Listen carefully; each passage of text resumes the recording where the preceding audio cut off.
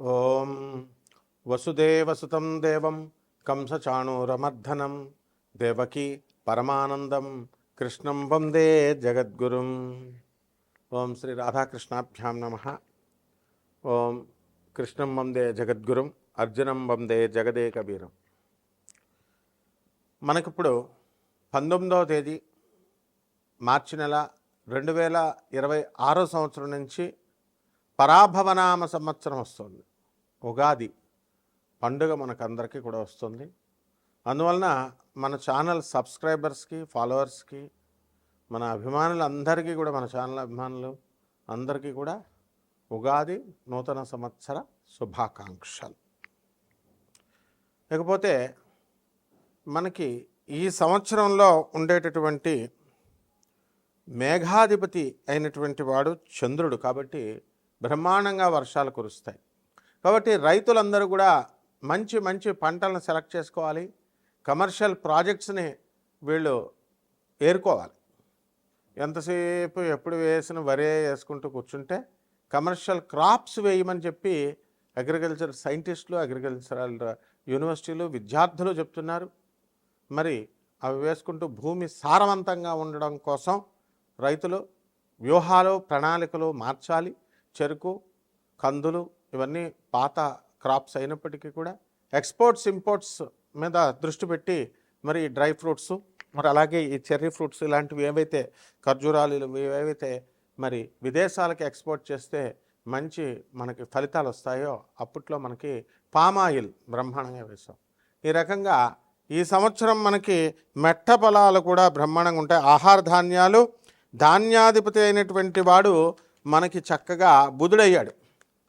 కాబట్టి తెలుపు రంగు పంటలు బ్రహ్మాండంగా పండుతాయి, పెసలు బ్రహ్మాండంగా పండుతాయి, అపరాలు, ధాన్యాలు అంటే కందులు ఇలాంటివన్నీ కూడా బ్రహ్మాండంగా పండుతాయి. ఇకపోతే సస్యాధిపతి అయినటువంటి వాడు శుక్రుడయ్యాడు. కాబట్టి మనకి మెట్ట పంటలు బ్రహ్మాండంగా అవుతాయి. కందులు, చెరుకు, తర్వాత బెండకాయలు, వంకాయలు ఇలాంటివి నీరు తక్కువగా అవసరమయ్యేటటువంటివి. కానీ మనకి ఈ సంవత్సరం బ్రహ్మాండమైనటువంటి వర్షాలు కురుస్తాయి. ఇకపోతే రాజు మనకి గురుడు అయి ఉన్నాడు. అందువలన మనకి శాంతి, ప్రతి కుటుంబంలో కూడా ఒక శాంతి ఉంటుంది, ప్రతి ఇంటిలో శాంతి ఉంటుంది, దేశంలో శాంతి ఉంటుంది. మరి మీరు అడగొచ్చు, ఇరాన్ వారా జరుగుతుంది కండి ఇజ్రాయెల్తోనూ అమెరికాతోనూ అంటే అవన్నీ కూడా అయిపోతాయి. మీకు ఈ లోపల గ్యాస్ ధరలు బాగా పెరిగిపోతాయి, బంగారం ధరలు బాగా పెరిగిపోయినాయి అని చెప్పేసి మీరందరూ కొనుక్కోవడం జరిగింది. మరి అవన్నీ కూడా బంగారం ధరలు తగ్గుతాయి అని మనం చెప్పాం. సంవత్సరం వచ్చేసరికి లేదండి 5 లక్షల వరకు వెళ్ళిపోతాయని చెప్పేసి అందరినీ కూడా రెచ్చగొట్టారు. మరి గురుడు వక్రించి మళ్ళీ సవ్యదశలోకి వచ్చాడు. ఈ లోపల పరాభవనామ సంవత్సరం వచ్చింది. బంగారం ఒక 2 లక్షల కంటే కూడా వెళ్ళడానికి 2 సంవత్సరాలు పడుతుంది, 2027 వరకు కూడా. ఇకపోతే మంత్రి కుజుడై ఉన్నాడు. కాబట్టి ఎంతసేపు కూడా దూకుడు స్వభావంతో మంత్రి సలహాలు ఇస్తూ ఉంటాడు.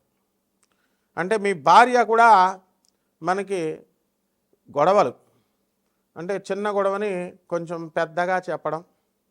ఇప్పుడు పక్కింటి వాళ్ళు రేడియో మీరు స్విచ్ ఆన్ చేశారు, మీరు రేడియో పెట్టుకున్నారు, వాళ్ళు గురుగురు గురుగురు అని ఉంటుంది. వాడు ఆ కాలంలో రేడియో, ఇప్పుడు టీవీ అనుకున్నాం. ఆ సౌండ్ వచ్చినప్పటికీ మీకు వాడు గొణుకుతూ ఉంటాడు మీ మీద అసూయ, ఈర్ష్యలతో. పాపం మీరు డ్యూటీ చేసుకొని వచ్చేసరికి మీకు ఏమవుతుంది, ఇలా చేస్తున్నారని ఈ గొడవలు ఎప్పటి నుంచో జరుగుతున్నాయి, రెచ్చగొట్టేటట్లుగా చెప్తుంది మీ భార్య. దాంతో ఈయన గొడవకు పక్కగా వెళ్తాడు. వాడు రెడీగా సుత్తి పెట్టుకొని రోకల బండ పెట్టుకుంటాడు. మీరు వెళ్ళగానే తల బద్దలు కొట్టేస్తాడు. కేసు జరుగుతుంది. చుట్టుపక్కల ఉన్నటువంటి వాళ్ళంతా కూడా మీ భర్త కొలీగ్స్, వీళ్ళందరూ కూడా, మీ కొలీగ్స్ అందరూ కూడా సాక్ష్యాలు చెప్తారు. కానీ కోర్టులో ఆనరబుల్ జడ్జి ఏం చెప్తాడు, ఎందుకయ్యా మీకు ఉద్యోగాలు పోతాయి అనవసరంగా అతను పాపం జాలిపడంటే మీకు వచ్చినటువంటి మీ ఫ్రెండ్సే ద్రోహం చేసి మీకు ఉద్యోగం పోతుంది అతనిది అని చెప్పేసి సాక్ష్యాలు తారుమారు చేస్తారు, కేసు నిర్వీర్యం చేస్తారు. మీరు 4 సంవత్సరాలు లాయర్లు మేపి గొడవలు పెట్టుకొని ఇవన్నీ కూడా బ్రెయిన్ ఉపయోగించకుండా చేసినటువంటి కారణాల వల్ల జరుగుతాయి. కాబట్టి ఇవి ప్రతి కుటుంబంలో కూడా ఈ సంవత్సరం పరాభవన సంవత్సరంలో జరుగుతుంది. పరాభవం అంటేనే అపజయం. ఈ సంవత్సరంలో అందరికీ కూడా ఎప్పుడు కూడా సూపర్ సక్సెస్లు వస్తాయని ఆశించొద్దు. వృత్తిలో వెన్నుపోటులు, అనైతికమైనటువంటి కార్యక్రమాలు ఇవన్నీ కూడా జరిగిపోతాయి.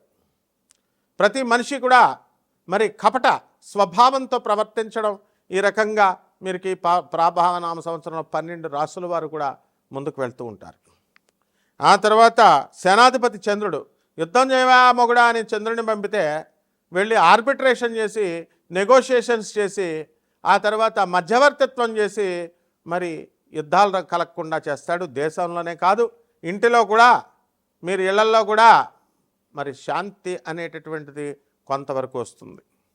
మరి భార్యాభర్తల మధ్య గొడవలు, 10 మందిని మీరు కొత్తగా పెళ్లి చేసుకొని ఆర్భాటంగా పెళ్లిళ్ళు చేస్తున్నారు, అత్యధికమైనటువంటి కట్నాలు ఇస్తున్నారు.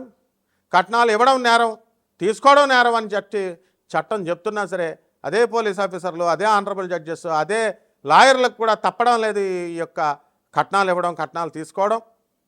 మరి చట్టాన్ని ఇంప్లిమెంట్ చేసేవాళ్ళే ఏం చేయలేకపోతున్నప్పుడు సామాన్య మానవుడు ఆర్భాటంగా కళ్యాణ మండపాలు 15 లక్షలు తీసుకోవడం, తర్వాత 52 వంటకాలంటూ బిల్డప్లు ఇస్తూ పక్కింటి వాడు పెట్టాడు మేము కూడా పెట్టాలి అని చెప్పి బిల్డప్ల కోసం వెళ్ళి అప్పుల పాలైపోతారు.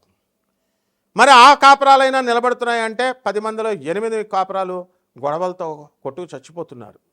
విడాకులకి, డైవర్స్లకి, కోర్టులకి వెళుతున్నారు. పోనీ ఆ కోర్టులో ఏమైనా వెంటనే మనకి ఏమైనా జడ్జిమెంట్స్ వస్తాయా అంటే మనకి అవి జడ్జిమెంట్స్ రావు, బెంచ్ మీదకే రావు. హైకోర్టులో వేసుకున్న కేసులు ఎన్నో సంవత్సరాలు పెండింగ్లో ఉన్నాయి.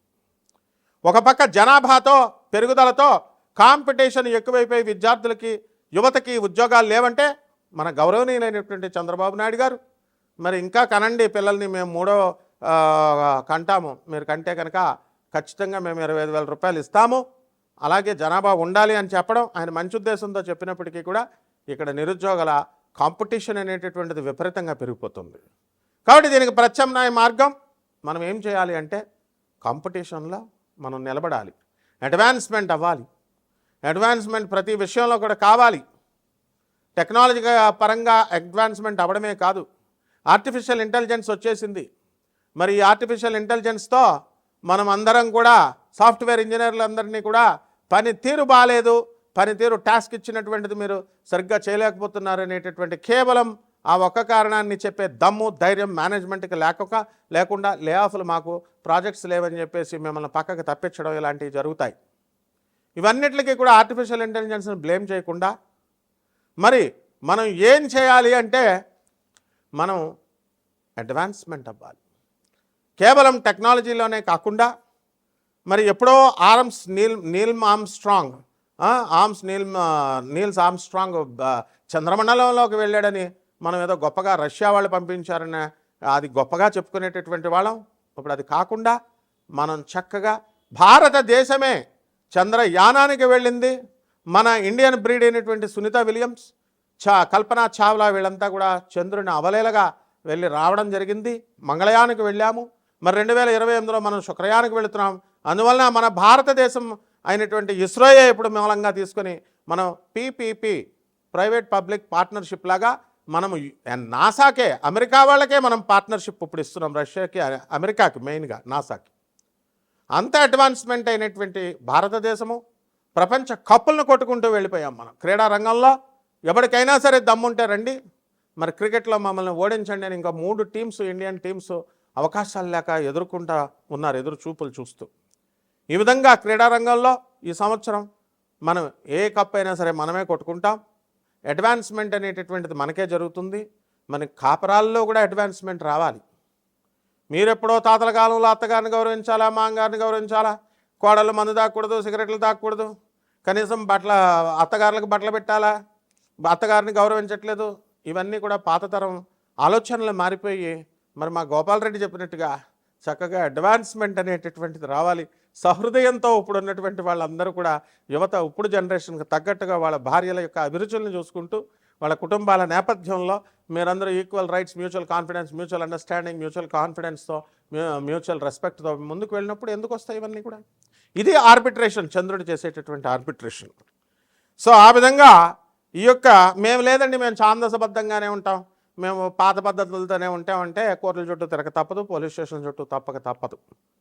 అరే పోలీసు వాళ్ళే చెప్తున్నారు మీకు, ఐపీఎస్ ఆఫీసర్లు, ఎందుకురా మీకు ఎన్ఆర్ఐలు హాయిగా ఇక్కడ ఇండియాలో ఉన్న వాళ్ళని చేసుకోండి, ఎందుకు అక్కడికి ఆ దేశాలకు వెళ్ళి అక్కడ అనవసరంగా మోసపోవడం అంటే మాకు ఫారిన్ వెళ్ళిన వాళ్ళు ఇంకా తిరిగి రారు.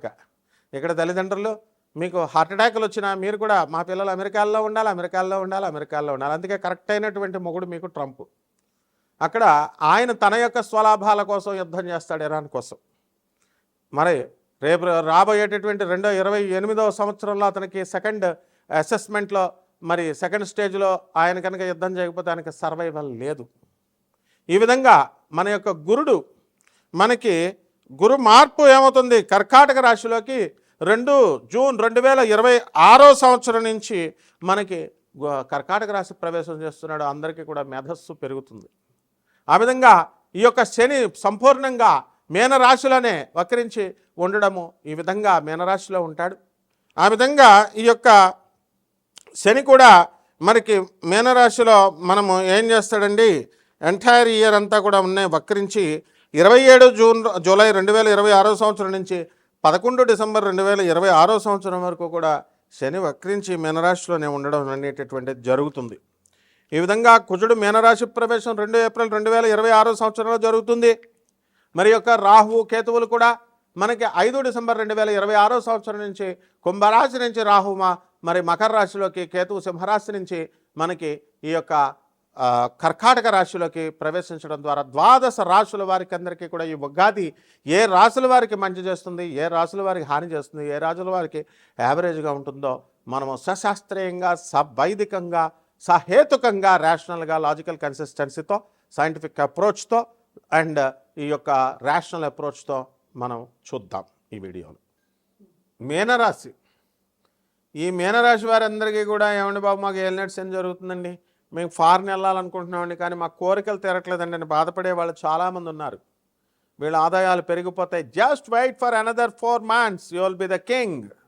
2 జూన్ 2026వ సంవత్సరం వచ్చిన తర్వాత గురుడు పంచమంలోకి వచ్చిన తర్వాత కింగ్స్ అయిపోతారు మీరు.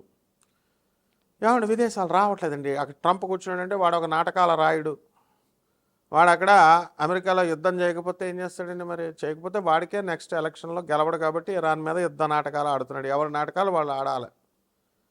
సో వాడు మిమ్మల్ని రానివ్వనంత మాత్రాన్ని మిమ్మల్ని ఆపేస్తే దమ్ము వాళ్ళకుందా? శనీశ్వరుడు మిమ్మల్ని పంపించేది, రెడీగా ఉండండి. దుబాయ్లో బాంబులు వేసేస్తున్నారు, దుబాయ్కి పెట్టుకోండి. ఇమీడియట్ ఆఫర్ మా శిష్యుడికి వచ్చేసింది, వెళ్ళిపోతున్నాడు కూడా.